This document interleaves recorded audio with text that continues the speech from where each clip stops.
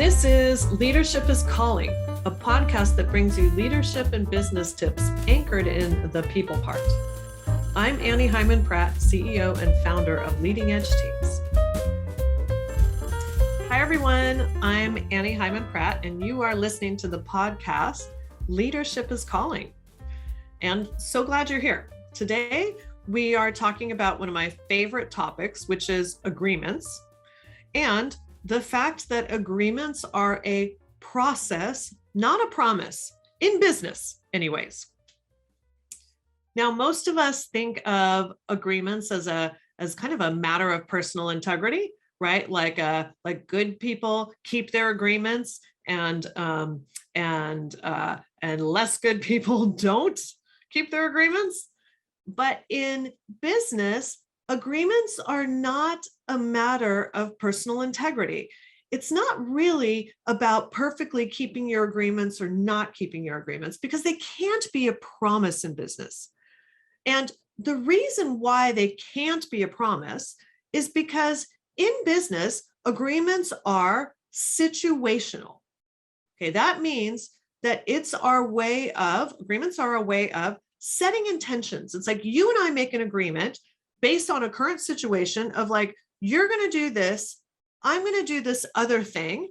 And considering what's all happening right now, we think this is going to be the best way to get the result. Because remember, teamwork in business is all about getting results. We come together in business to get results. Okay. So agreements are our main mechanism of working together. It's how we let each other know what we're planning to do in any particular situation. And, hopefully at least 80%, maybe 90% of the time, we actually get to do what we thought we were going to do because nothing really changed. It didn't, or we didn't make a mistake. Okay.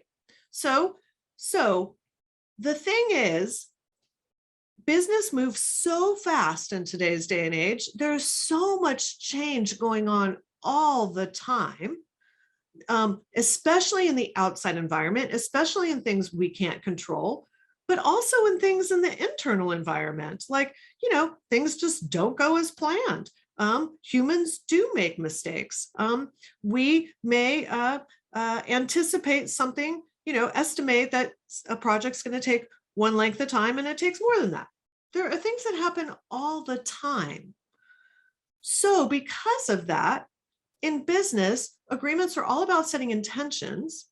But when it comes to taking action, if we think of them as a promise, we actually won't renegotiate and make the changes that we need to make for any particular situation.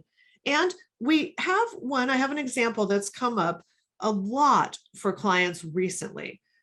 With the pandemic, there have been, all sorts of business interruptions around the globe.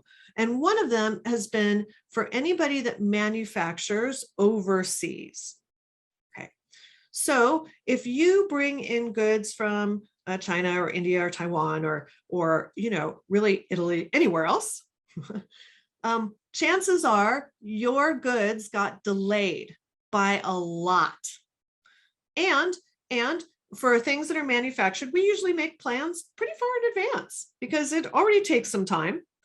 But now, if you have promised, for example, let's say you're a book publisher and you've promised an author that the book is going to publish on a certain date, and the manufacturer can't deliver the book, you literally cannot get the book with the printed paper here on time, then you are going to have to go back and renegotiate. But it's not a broken promise, right? It's like things changed. Things changed in this case that were very much out of your control. And so we think of agreements as how we set our best intentions given the circumstances. But once the circumstances change, we actually have to change those intentions. And in this case, not only did we have to change expectations, or this company had to change expectations with some authors, but they actually, for things that were already in the pipeline, but for authors that were new and coming in, they had to set a whole different set of expectations for how the ordering process even worked, right? So it's like as they're figuring out what has to happen, they're stretching out the timelines for everybody. New agreements stretch out the timelines, and then as things shift and the manufacturing gets booted up and starts, working as expected, closer to as expected again, then they actually may have to pull back in the timeline, come back to the author and say, hey, you know what, we thought this was going to arrive in December, but actually it's arriving now in the beginning of November. And so what do you think? What should we do next? How should we plan this from here? And because agreements are situational, and also because as humans, we're not perfect, we can't think of agreements as promises. They're our best intentions. Another way I think about this is that business is very much like sports. So we can't, if you're a basketball team, you can't promise to hit a certain score. You certainly can't even promise to win a game. Like, you don't know. And even an individual player can't promise to make one free throw. There's no such thing as a promise. And, it's like you agree that you're intending to make the free throw, and you're going to do your best to do everything, use the right techniques and have the right mindset and be in the right shape and all that, so that you actually make the basket. But it's not a promise, it's an intention. And so that's how business works today.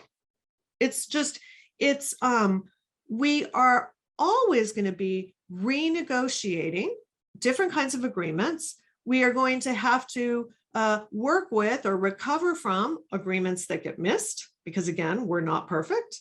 And as we get better and better at how we operate, we are going to get better and better at making agreements that we can keep. Like, how I think of it is, the more professional basketball teams make more baskets than the high schoolers, right? Or the junior high kids. Like, as you get better and better, more things happen as expected. But one of the very first things about business is that we set goals, but the path to get there is always going to be different than the plan we set, right? We set goals, then we make some plans, then we start executing the plans. And, I don't know about anybody listening to this podcast, but in my career, I've had very, very few plans for, good sized projects, meaningful projects go as planned. Like, that's just not how it seems to work in the world. But we need plans.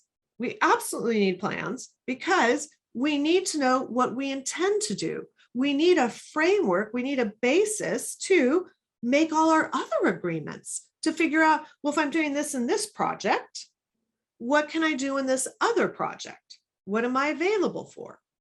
If we start from a place of like, well, since we don't know if we can keep agreements, we just aren't going to make any, that just leaves us in chaos. Instead, we want to make good agreements. We want to make clear agreements so that we can see when something changes, we change that. Maybe it has a domino effect. We have to change a few other things, but we never have to change everything, I guess, unless the business is literally like, going bankrupt overnight or something. But, other than a huge catastrophe, most business things that happen, you're going to change some things, but you don't have to change every single thing about the business. And that's why agreements are so useful. We need them. We need them for the structure, for the guidance, for the intention. So we have a sense of what everybody's going to do. But when something changes, we can recognize that it's changed, that what we were going to do is no longer going to work. And that, spurs us to come back together to really talk about, what do we need to do now to get the result? And by the way, the best information when we're executing plans comes right after we take a step, because it's like we think we know what's going to happen when we take an action, or a set of actions. But again, we do not have crystal balls. We don't know what unexpected is going to come up. We don't really know how this is all going to go until we do it. And after we do it, then we get to look back and see, oh, that's what happened. I didn't realize that was going to happen. And then we immediately think about, what is that impact for all the things we have planned coming up from here? And that's how we want people to be thinking in business, that they're thinking in terms of, how do we get the result? What's our plan to get the result? What are the agreements we've made? And what's changed that we might need to renegotiate? It's almost like the first skill in business for agreement making is kind of renegotiating. It's starting with, well, this is what we thought we were going to do. Now what? And as you are on a path to get a result, and with how fast today's in business environment changes, it's like our plans and our execution is like, do a little planning, take some actions, look around, see what's changed, get together, go, now what do we do? What do we have to change? Then you you make a new agreement, take another set of actions, you look around and you're like, oh man, that also did not go as we planned. Let's get back together and figure out the new set of actions. So every time it's kind of like you do your thing and then it's like, how's it going now? How about now? How did that turn out now? And what do we need to change going forward? And that's why I'm so confident that in business, agreements are a process, not a promise. They are a process of setting intentions, making our plans, looking at the situation, figuring out what are the best plans to do, then doing a thing, and then coming back and going, well, now what? Now, how did it turn out? Now let's set our next set of intentions, our next set of agreements. And this to me is how would I say? It's the way we keep everybody fully engaged and how we get the best of everybody, instead of one person at the tippy top thinking they know everything and giving a lot of orders and demands and commands, where everybody else is just supposed to do what they say and not think on their own. That just doesn't work for business today. It just doesn't work. And nobody can make a promise to achieve an outcome, because business is like sports. You can't even promise to make a specific play in sports, because you don't know what's going to come up that might change it. Business is exactly the same. Having said that, when you get good at making agreements, you keep more agreements than you don't. You get to be really good at anticipating the future, which is, just a huge, huge part of leadership success, business success. And so that's what I wanted to share with you today about agreements, and thanks for listening. Be sure to like, comment, and subscribe to Leadership is Calling. To learn more about this episode's topic, pick up a copy of my book, The People Part, at your favorite book retailer or at anniehymanpratt.com. Want to learn more about how to uplevel your leadership skills and create a collaborative team that helps you drive results?